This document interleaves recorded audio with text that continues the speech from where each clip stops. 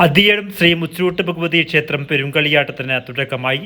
13 വർഷങ്ങൾക്ക് ശേഷമാണ് പെരുങ്കളിയാട്ടം നടക്കുന്നത്.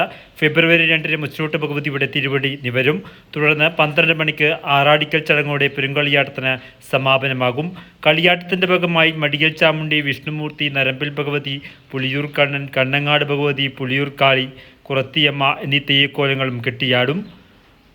സമ്മേളനത്തിന് ശേഷം കൊല്ലം കാളിദാസ കലാകേന്ദ്രം അവതരിപ്പിക്കുന്ന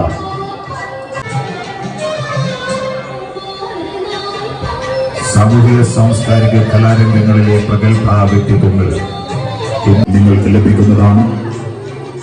അന്തിത്തിരി ഘട്ടത്തിൽ അക്ഷരങ്ങൾ ഉറയുമ്പോൾ ആഘോഷ കമ്മിറ്റി കൗണ്ടറിൽ സംഭാവനകൾ സമർപ്പിച്ചു.